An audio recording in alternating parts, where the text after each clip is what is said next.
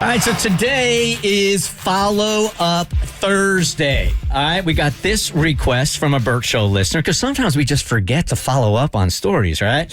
And it said, hey, my name is Emily. Whatever happened to the woman you almost did a texting tutor for a month ago, but talked her out of it, who wanted to reach out to her ex's new wife?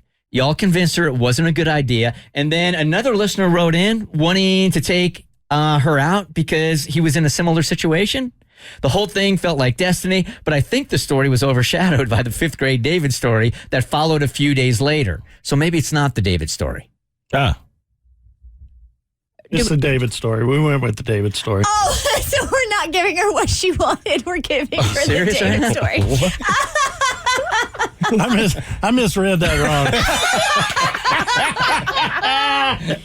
Well, Emily, yes, guess what? The David story has yet overshadowed that story again. Another satisfied Bert Show customer.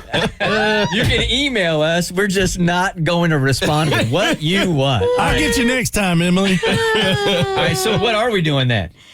Tommy? It's the update on the David. It is the two Davids. Yeah, we're doing the two Davids. Because we have an update. I do remember that story, and I would like as well to get an update on that. Emily and I are in the same boat. So next Thursday, Emily, let's just hold off a week, and we'll figure out what happened with him. All right, so to recap the David story. Erin wanted to reconnect with a guy she knew in the 5th grade. She had a crush on him, wanted to know if he was willing to go out with a woman he hasn't seen in over 20 years. We're like, you do know that he might look a little different than he did from the 5th grade and might be a little bit of a different person. So Tommy reached out to David with the email address we found for him, but it was the wrong David. However, after seeing her picture, new David was interested in going on a date with her. Tommy found the old David, which led to a conflict. So we had new David, but in the process, still found old David. She was torn because she accepted a date with new David and didn't know if she wanted to reach out to old David. And Bert's like, date all the Davids. It's okay. You're just dating. You can.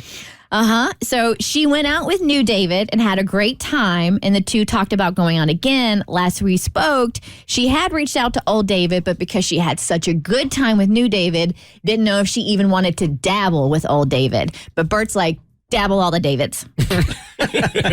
Go David dabbling. Yeah. All right, Mo's got the email update. Hey, Bert Show. I would love to give you guys an update. So, I'm dating this guy named David. Mm-hmm. I'm also dating this other guy named David. Hey. She's doing the David dabbling. Yep. I've still not narrowed down my David options. I came to you looking for one David, and you over-delivered. You're welcome. I've been out with both of them more than once. I honestly like them both. I've had fun with both of them. They're really both very nice and sincere guys. Now, before anyone gets all judgmental, I'm not deceiving either of them. They both are well aware of the entire situation. They both know the entire story of how we ended up here. They're also both feeling very casual about things so far, too. No, they're not. This is a David competition. That's a fact. If you're the David. And you got my name, nah, we're going to challenge each other. This is a battle royale of Davids. It's a battle. It actually feels like a very mature dating situation where I'm dating multiple people and getting to know them before becoming tied or serious about one particular person. The only weird part is the way we met, and they are both named David. And they have the same last name. Because it's like literally the same person. Oh, that's right. Yes. To avoid confusion on who I'm talking to and who I am going out with, I have them in my phones under their last names. For now, I'm having fun, staying casual, looking forward to the future, but haven't decided with whom. I'll let you know. There's nothing wrong with this. There's nothing wrong with this. No, there isn't anything wrong with it at all. If she's being honest with the dudes and saying, hey, or if they're not asking, you don't got to volunteer it either. One David in hand is not better than two Davids in the bush. Think about it. Yeah. Unless she waxes. Then you don't have a bush.